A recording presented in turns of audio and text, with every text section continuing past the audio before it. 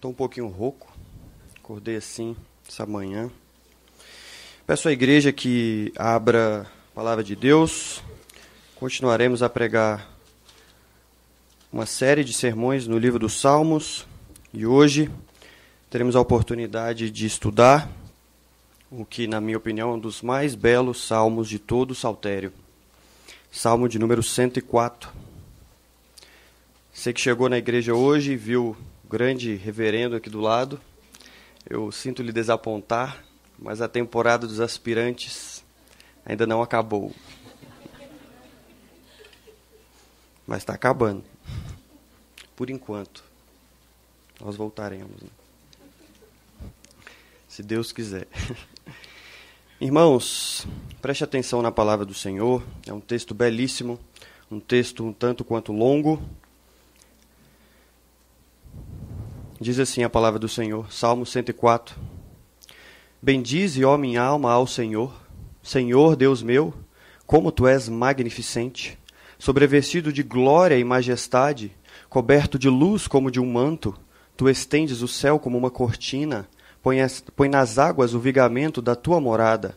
Tomas as nuvens por Teu carro e voas nas asas do vento. Fazes a Teus anjos ventos e a Teus ministros labaredas de fogo. Lançaste os fundamentos da terra, para que ela não vacile em tempo nenhum. Tomaste o abismo por vestuário e a cobriste. As águas ficaram acima das montanhas.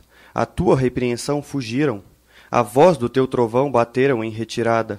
Elevaram-se os montes, desceram-se os vales, até ao lugar que lhes havia preparado. Puseste as águas divisa, que não ultrapassarão, para que não tornem a cobrir a terra.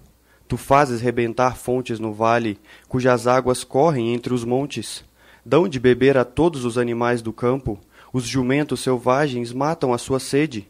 Junto delas têm as aves do céu o seu pouso, e por entre a ramagem desferem o seu canto. Do alto de tua morada regas os montes, a terra farta-se do fruto de tuas obras. Fazes crescer a relva para os animais, e as plantas para o serviço do homem, de sorte que da terra tire o seu pão. O vinho que alegra o coração do homem, o azeite que lhe dá brilho ao rosto, e o alimento que lhe sustém as forças. Avigoram-se as árvores do Senhor, e os cedros do Líbano que ele plantou, em que as aves fazem seus ninhos. Quanto à cegonha, a sua casa é nos ciprestes. Os altos montes são das cabras montezinhas, e as rochas, o refúgio dos arganazes. Fez a lua para marcar o tempo, o sol conhece a hora do seu ocaso. Dispõe as trevas e vem a noite, no qual vagueiam os animais da selva.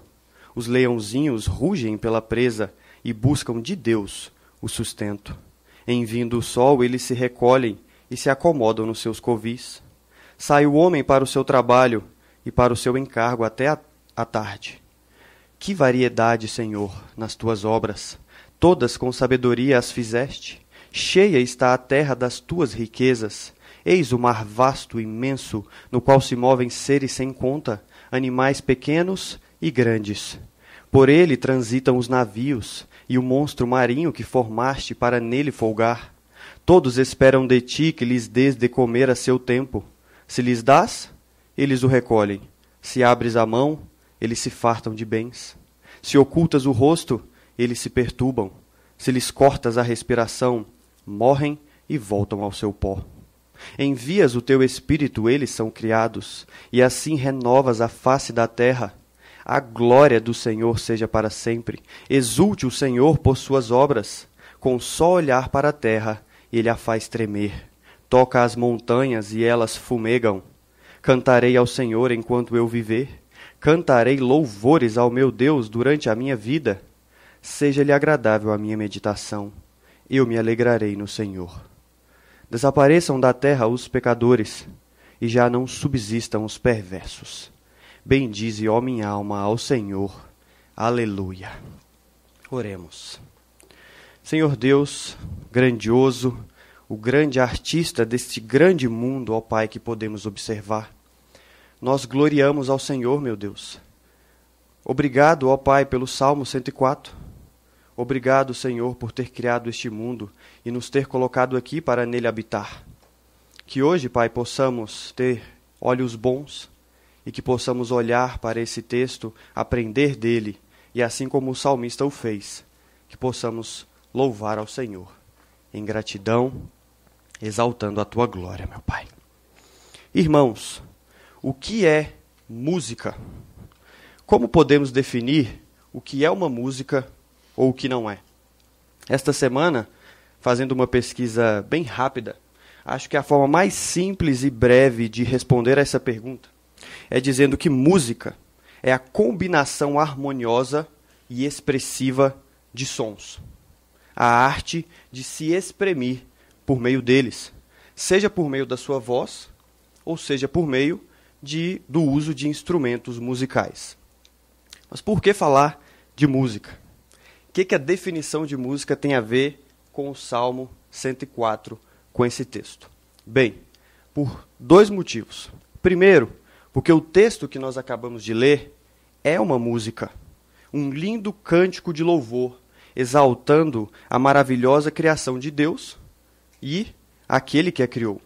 E em segundo, porque há certo tempo, após a leitura de um livro, eu comecei a olhar para a criação em termos musicais. Muitos aqui já leram, viram o filme, ou pelo menos já ouviram falar de C.S. Lewis, ou Lewis, e do seu livro mais famoso, As Crônicas de Nárnia. Em um dos 7 livros da história, Lewis nos mostra como aconteceu e como ocorreu a criação de Nárnia, esse mundo fantástico.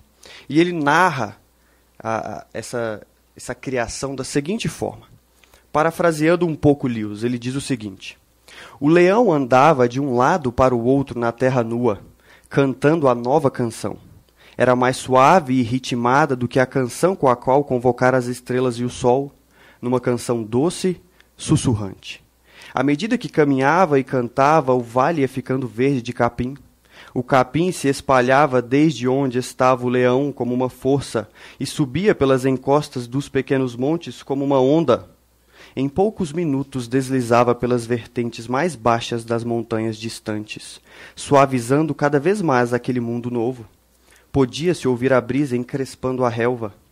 E surgiam outras coisas além da relva.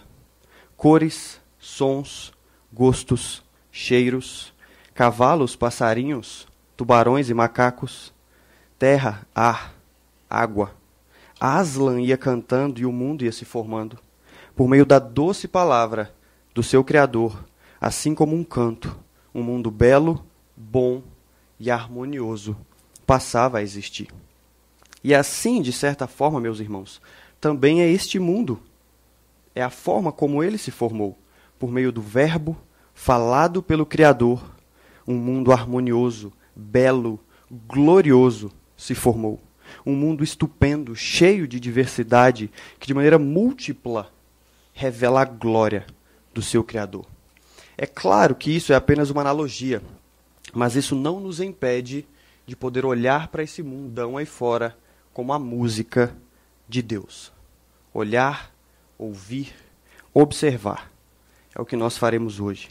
Por meio da voz e da pena do salmista, hoje nós veremos que Deus criou um mundo belo e glorioso e que nós somos chamados a contemplar a sua criação e a louvá-lo por ela.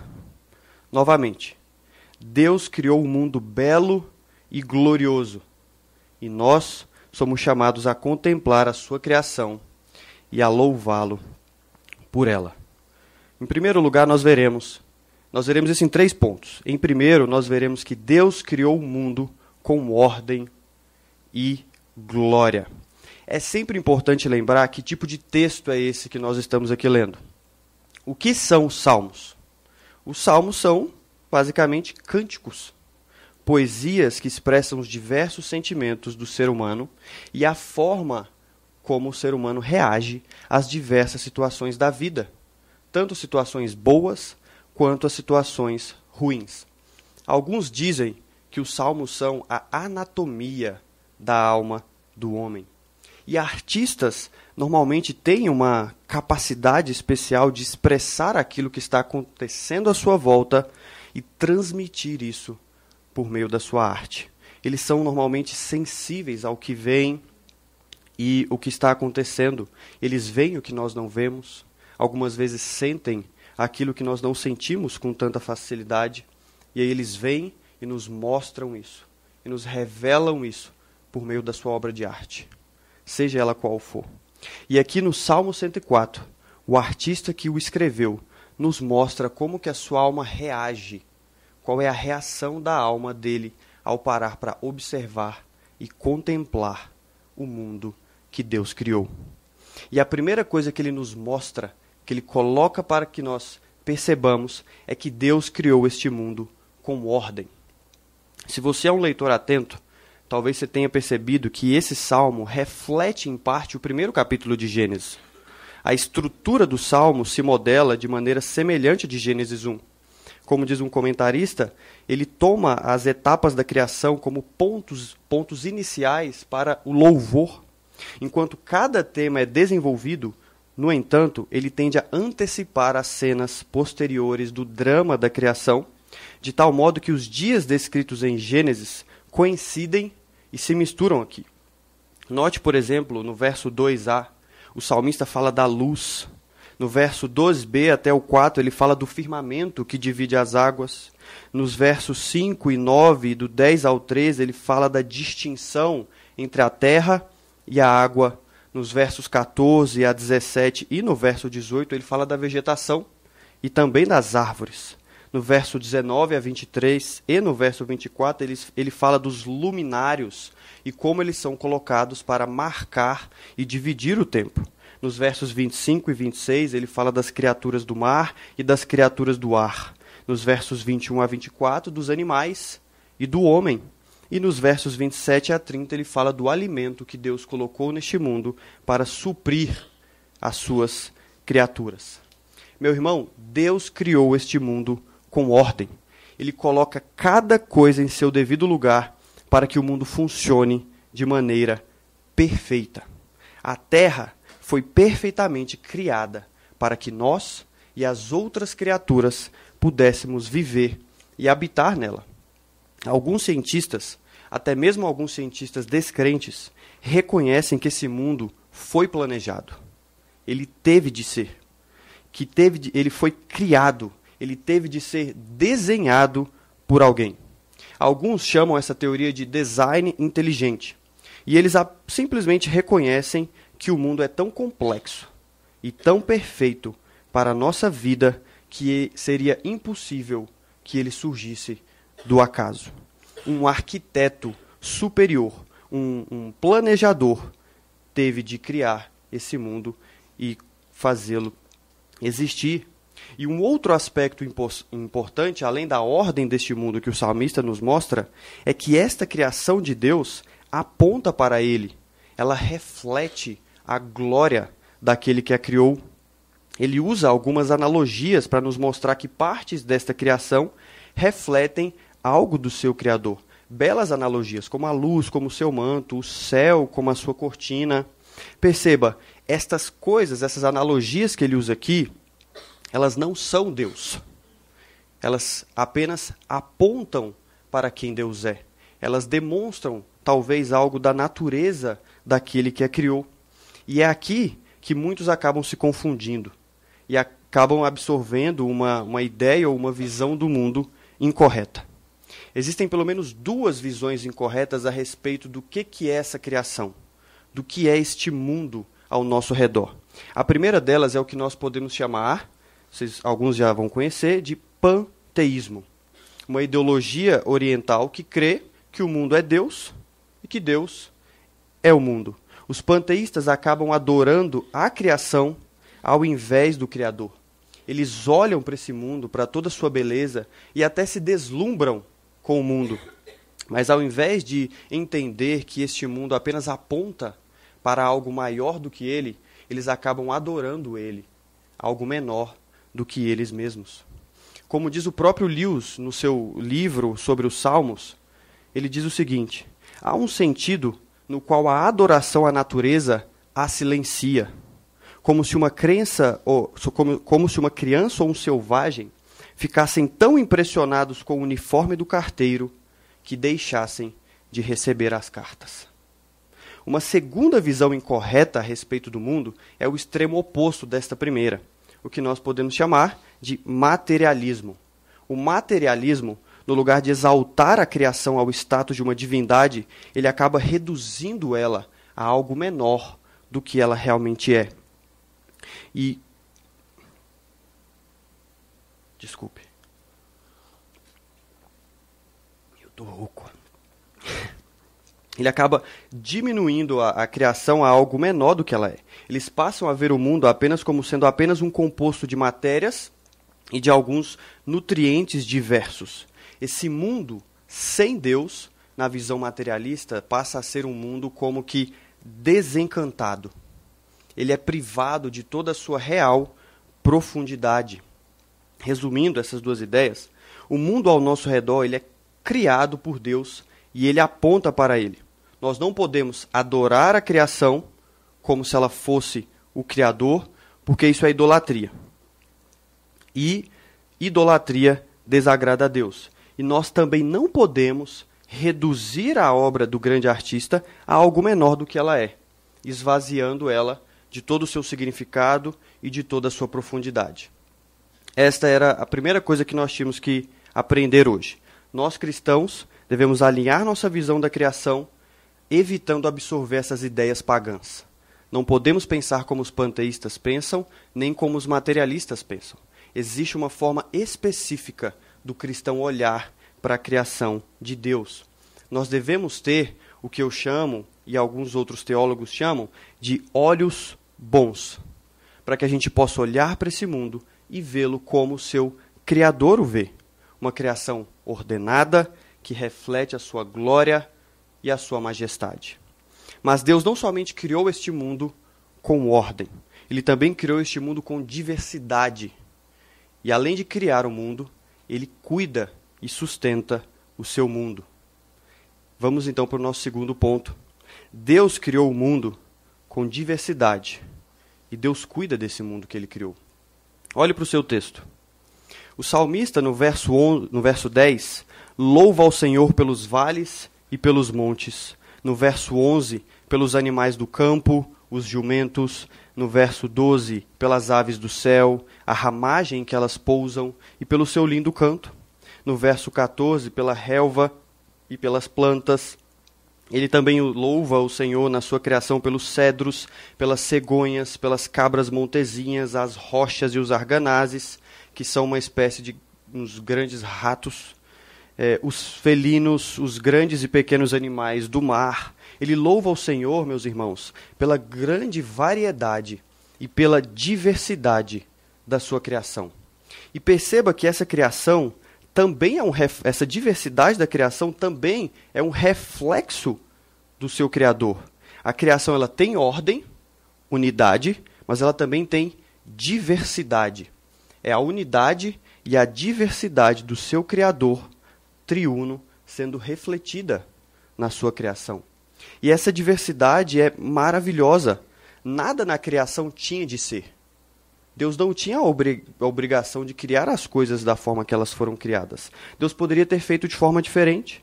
Poderia ter feito tudo igual, com o mesmo tamanho, com a mesma cor, com o mesmo gosto, com o mesmo cheiro. Mas Ele escolheu fazer de forma diversa, expressando toda a sua criatividade, o seu amor, a sua poesia, o seu canto. Deus fez dessa forma, por quê? Porque Ele quis, porque assim o agradou. Olhe para o verso 31 no seu texto. O salmista diz, exulte o Senhor por suas obras. Nós podemos confundir essa palavra exulte. Ele não está dizendo exalte ao Senhor, mas sim que o Senhor se exulte, se regozije, se alegre pela maravilhosa criação que fez. Deus deve se exultar. Deus ama a diversidade de sua criação. E nós também devemos amá-la e cuidar dela. Porque Ele ama a sua criação, Ele também a protege e Ele cuida dela. O salmista nos diz que Deus faz crescer a relva para os animais, as plantas para o homem, as aves têm lugar para o seu ninho, e a cegonha tem a sua casa no cipreste, as cabras montezinhas têm suas rochas, e os arganazes têm o seu refúgio. Os leões, os grandes felinos, recebem do Senhor o sustento, e os seres marítimos têm a sua grande piscina para nadar e para folgar. E perceba que o que Deus está fazendo aqui é cuidando daquilo que Ele criou. Deus se deleita na sua criação pelo que ela é. A criação tem um certo valor em si mesma. Os grandes felinos e os macacos e outros animais não existem necessariamente apenas para servir ao homem e servir às nossas vontades. A palavra do Senhor nos lembra que lá em Noé Deus fez um pacto com a sua criação. E também que a própria criação geme, clama para ser restaurada e para ser redimida. E essa restauração só será necessária por quê? Por causa de nós. Por causa do pecado do homem. Pois nós, seres humanos, a coroa, o ápice da criação, que fomos colocados neste mundo para cuidar dele e para geri-lo, assim como Deus fazia com Adão, Adão tinha que cuidar daquele mundo, daquele jardim que Deus criou. Nós fomos colocados para cuidar do mundo e nós falhamos. Adão foi colocado para cuidar do jardim, mas Adão falhou. E quando ele falhou e caiu, houve o que nós chamamos de uma separação quádrupla dele. O que é isso? Em primeiro lugar, Adão, ao pecar, ele se separou de Deus. Ele perdeu a sua comunhão com Deus. Essa relação que era tão natural foi rompida.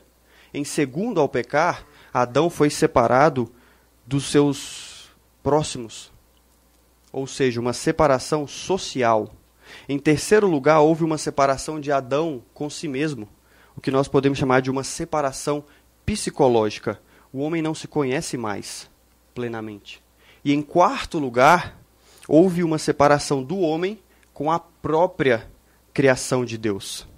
E por causa do nosso pecado, esta criação passou a nos resistir. E é por isso que esse salmista, lá no verso 35, diz uma exclamação, um versículo em que muitos não entendem. Ele diz assim no verso 35: desapareçam da terra os pecadores, e já não subsistam os perversos. E por que o salmista está fazendo isso? Essa, meus irmãos, deveria ser a reação de todos nós. Ao observar essa maravilhosa criação de Deus e passar um tempo examinando ela, todos nós deveríamos olhar e falar: a culpa é nossa.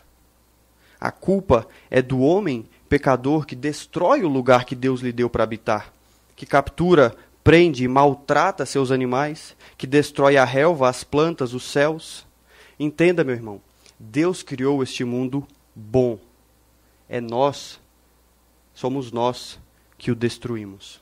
É ofensa a Deus quando nós, que fomos colocados neste mundo para cuidar dele, para geri-lo de forma correta, o maltratemos e o destruímos. E assim como a redenção conquistada pelo Senhor Jesus restaura nossa relação com Deus, restaura nossa relação com o nosso próximo e restaura nossa relação com nós mesmos, ela também deve restaurar nossa relação com a própria criação.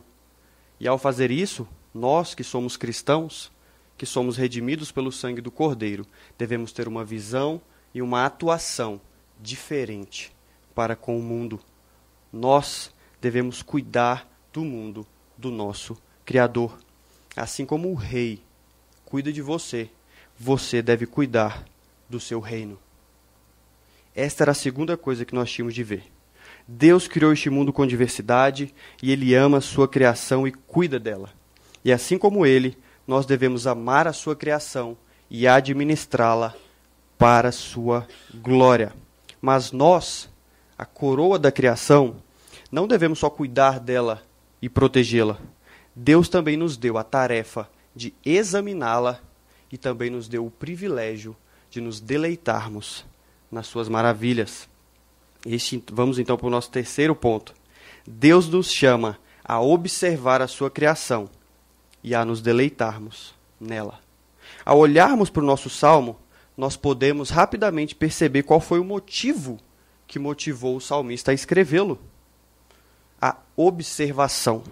É evidente que o salmista passou um bom tempo observando o mundo, observando a criação de Deus. Ele gastou tempo nesta atividade. Ele olhou para os céus, olhou para as estrelas, olhou para as águas, olhou para os montes, olhou para os vales, para as florestas, para os diversos animais, para os passarinhos e os outros diversos pássaros desse mundo.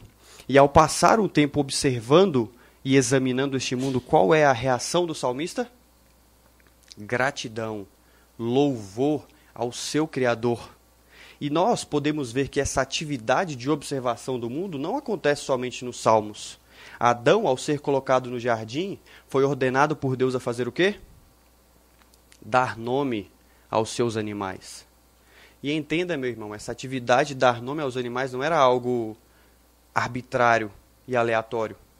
Adão precisava examinar aqueles animais para poder escolher um nome adequado para cada um deles. O escritor de Provérbios nos diz em muitos de seus provérbios algo sobre a natureza, sobre os animais. Ele fala: olhe para a formiga e aprenda com elas. Olhe para os felinos e os leões e aprenda com eles. E o próprio Senhor Jesus, em parte da narrativa que temos sobre ele, fala para nós olharmos para os lírios do campo, olharmos para os passarinhos e aprendermos, nos deleitarmos, nos vislumbrarmos com esta maravilhosa criação. É para isso que nós, seres humanos, somos chamados, como coroa da criação de Deus, como os vice-regentes colocados neste mundo. Você é chamado a examinar o jardim que o seu Senhor o colocou. É nossa tarefa nos atentarmos para os detalhes que estão à nossa volta. A luz do nascer do sol, o suave canto dos periquitos, ou seja, qual o pássaro que tenha perto da sua casa, a sensação gostosa de um banho quente, o delicioso aroma de um café.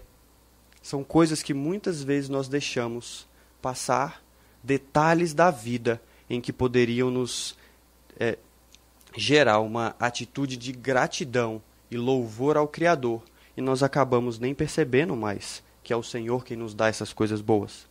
Nós devemos, queridos, treinar os nossos olhos para viver essa vida, e para onde quer que nós olhemos, nós possamos ver a glória e a beleza do nosso Deus, do nosso Criador, resplandecendo ali.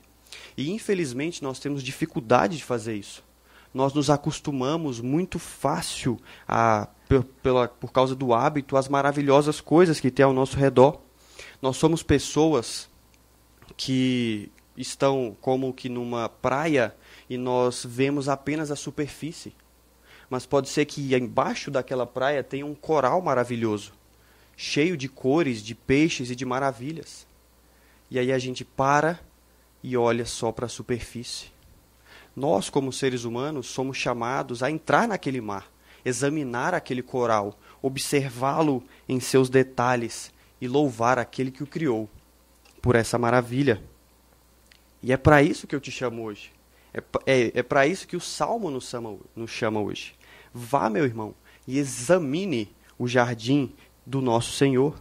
Saia de casa, vá ao parque, gaste tempo olhando e observando essa natureza.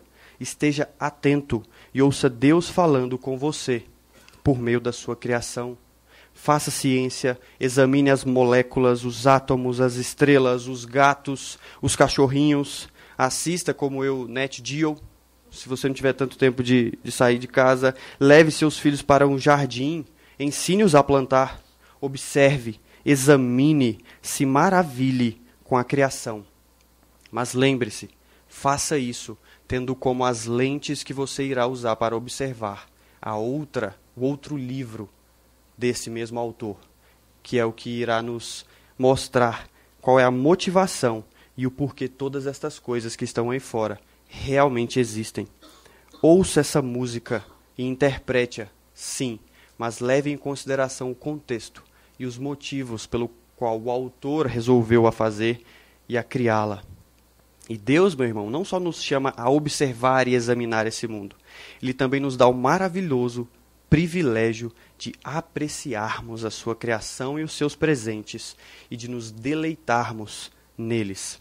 Ao renovar a nossa mente e começarmos a olhar para este mundo como o teatro da glória de Deus, a própria sensação da vida é transformada, muitas vezes. De modo que nós passamos a ser equipados, nós passamos a olhar este mundo com outras lentes. Passamos a olhar o mundo de forma correta. E muitas vezes nós vemos quão harmonioso esse mundo é. Nós começamos a cheirar o que é mais perfumado, degustar o que é mais doce e desfrutar daquilo que é mais prazeroso.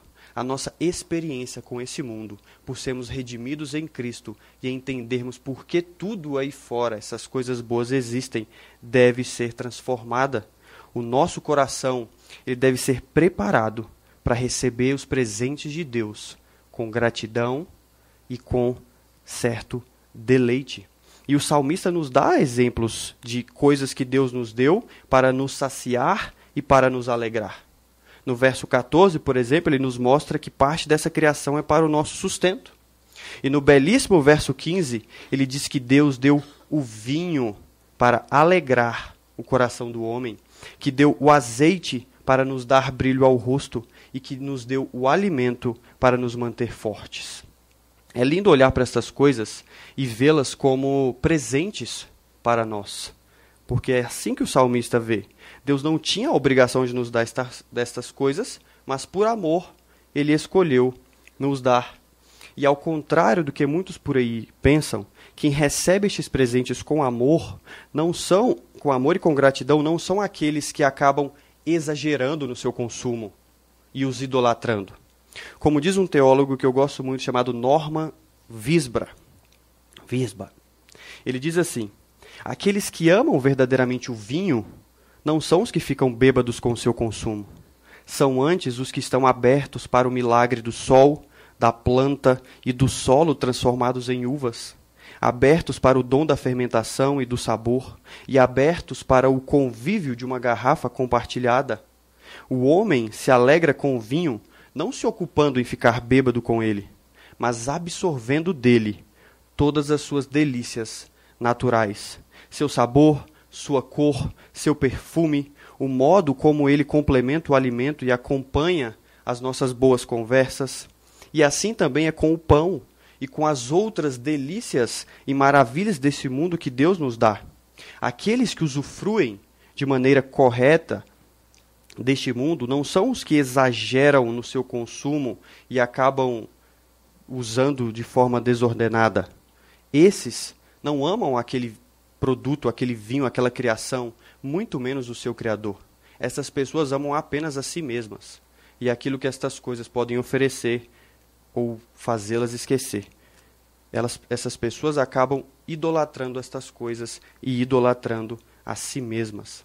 Lembre-se, meu irmão, que este mundo que Deus criou não é essencialmente ruim, como alguns gnósticos por aí e até alguns evangélicos dizem. Você não será mais santo ou mais espiritual apenas por decidir se afastar e se abster das coisas que Deus criou. Muito pelo contrário, você o será se você conseguir usufruir destas coisas de forma correta e de forma madura.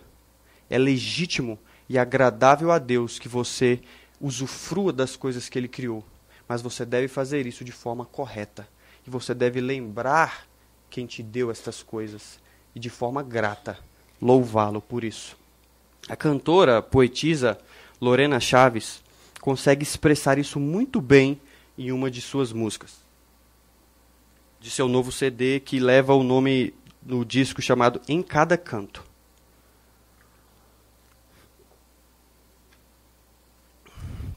Nesta música, Lorena consegue nos mostrar como Deus se mostra a nós, se apresenta aos homens de forma extraordinária, por meio das coisas ordinárias da vida. Nós só precisamos ter olhos bons, coração ordenado para conseguir ver estas coisas. Ela para e ela agradece a Deus por coisas como aquela ducha fria depois de um banho de mar, pensar na vida enquanto o avião decolar, pisar descalço na grama, ouvir barulho de chuva, olhar as fotos de quando era menino, ouvir as mesmas lembranças do avô, deixar o sol te aquecer no inverno frio, se emocionar pela história de um filme bom. Ah, ela diz ao Senhor, você faz tudo ficar mais leve, tua beleza à luz do dia, em cada canto, café coado na hora, dormir até acordar, perfume bom no lençol, ganhar um abraço apertado de quem se gosta, tomar um vinho ouvindo o jazz na vitrola, andar de meia na sala, deitar na rede para ler, pegar na mão de quem ama e ver o amanhecer, fazer jantar para os amigos e rir à toa, ter alguém para agradecer as coisas boas. Enquanto o tempo encurta os dias, você sublinha cada detalhe, me faz saber que a graça aponta para quem tem olhos para ver e perceber. Lembre-se que em cada canto desse mundo nós podemos ouvir a bela canção do Criador. Apesar dos males que estão por aí, de todo o sofrimento existente, nós devemos lembrar que aquele que criou todas estas coisas, por meio dele e para ele, é o mesmo que o enviará no final, para restaurar todas as coisas de uma forma que elas se tornarão ainda melhores. Eu encerro, irmãos, com uma resposta de um escritor chamado Nathan Wilson à pergunta, o que é este mundo? Ele diz assim, o que é este mundo? Que tipo de lugar é este?